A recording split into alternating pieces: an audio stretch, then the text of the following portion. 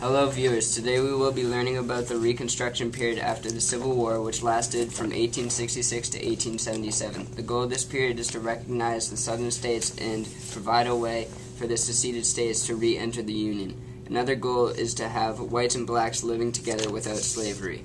We have a main essential question that we are going to be trying to answer throughout this video, and it is, to what extent were the issues that brought the U.S. to a brutal civil war resolved during the period known as Reconstruction? Now this question has two major parts. What were the issues faced during the Civil War, and to what extent were they resolved? One huge problem that led to the Civil War was slavery. Another cause of the Civil War was the election of Abraham Lincoln. The final cause was the conflicting ideas of the Union and Confederacy, which caused the South to leave the Union. As America began to expand, the question of slavery and where it would be allowed arose. The Missouri Compromise passed in 1820 made a rule that prohibited slavery in states from the former Louisiana Purchase, except in Missouri. The Compromise of 1850 dealt with the balance between slave and free states. This was a good idea in creating balance, but it would never last long as states began to succeed. Southerners were not happy about the balance because they wanted slaves in more states, while Northerners wanted to end slavery and keep it from spreading. Slavery in the decision-making process as to what states would be free or slave states was a grueling process. There were many debates that ultimately led to the Civil War. The Emancipation Proclamation freed African Americans during the Civil War, and the 13th Amendment emancipated all slaves. The Congress created Freeman's Bureau in 1865 to provide education, homes, basic medical help, and food for former slaves. This was a good idea because it gave slaves a fresh start and some assistance in creating a new life. But it did not work in the end because problems arose over where their land would come from and how they would work freely. Before Lincoln was assassinated on April 14, 1865, he was on the road to equal rights for blacks.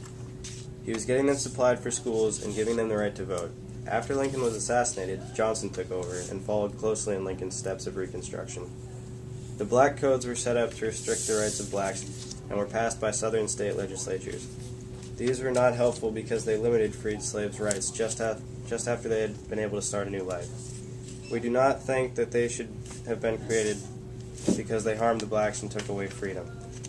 The Civil Rights Act of 1866 was passed to override the black codes. These allowed African Americans to have land and be treated equally in court. The 14th Amendment was passed by Republicans, giving citizenship to all born or naturalized in the U.S., and started the idea of radical Republicans taking over. The ideas that created the Civil War caused hardships about the different parties and their beliefs. These issues were never solved even after Lincoln was assassinated, but the Republicans took control. The radical Republicans dominated Congress and lasted for 10 years until 1877. Their goal was to punish white Southerners and to give African Americans more power by passing different laws to help rebuild society. The Reconstruction Acts of 1867 divide the South into 5 districts with different military personnel. Next, the 15th Amendment allowed all to vote not based on race or occupation. This helped in creating equality, and we think that it was a good idea to create this rule in hopes of giving African Americans more freedom. African Americans were incorporated into government. They established schools, demolished black codes, created hospitals, and rebuilt southern cities. This angered many white Southerners who wanted control. The Ku Klux Klan was created by angry Southerners who wanted to take control of the South for the Democratic Party. The KKK hurt many blacks and protested against the rights of blacks. Grant was elected after Johnson into a Republican government while the Congress built up the economy using taxes. Economic troubles were faced, causing small banks to close and stocks to plummet. This led to Democrats gaining control in the House of Representatives and Republican support declined. In the end, this was not a good choice and was not really effective because the support was lost and the economy was suffering.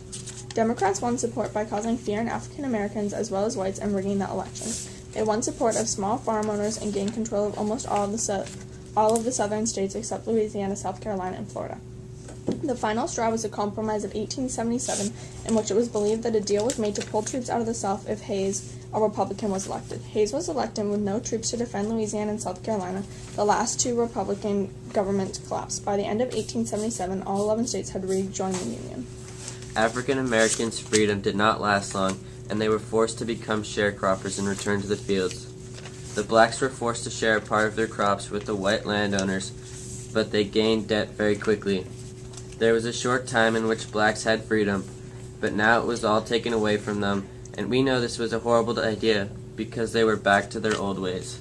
Although slavery was abolished during the Civil War and Reconstruction, African Americans were not given complete freedom and were tied down again through sharecropping. We believe that this period was somewhat helpful in giving back freedom, but it was eventually taken away. Slavery and politics were the reason for war, and they were resolved for a short period of time, and then it went back to how it was before the Civil War.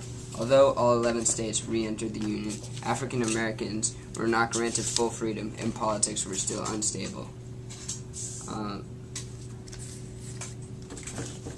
Thanks for joining us in our exploration of the Reconstruction period after the Civil War. The Reconstruction period helped African Americans achieve freedom and many political rights through acts and amendments.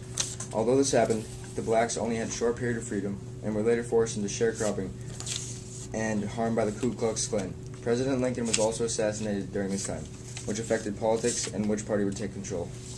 The radical Republicans took control, although Democrats finally took control and limited African American freedom. During the Reconstruction period, issues such as slavery and politics led to the Civil War were fixed during some point, but this change never stuck.